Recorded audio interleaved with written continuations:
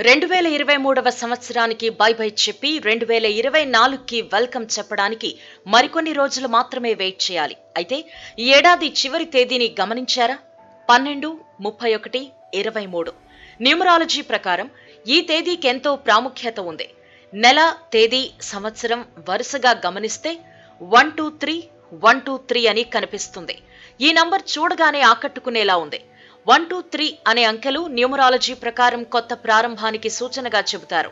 123 123 ఈ వరుస క్రమ సంఖ్యలని దేవతల సంఖ్యలుగా చెబుతారు.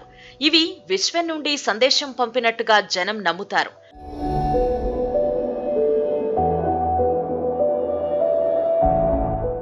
న్యూమరాలజీ ప్రకారం ప్రతి నంబర్కి నిర్దిష్టమైన అర్థం ఉంటుంది. 123లోని ప్రతి సంఖ్యకు ఎలాంటి అర్థం నిర్వచించారో తెలుసుకుందాం. నంబర్ 1 ఎప్పుడూ కొత్తగా ప్రారంభాన్ని సూచిస్తుంది. నంబర్ 2 భావోద్వేగాలను, ఆనందకరమైన సమయాన్ని చెబుతుంది.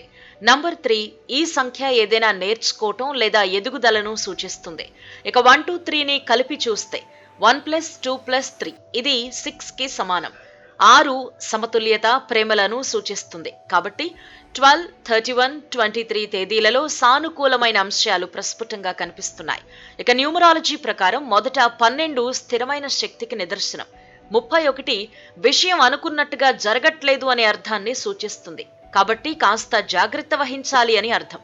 23 స్థిరమైన శక్తికి సంబంధించింది.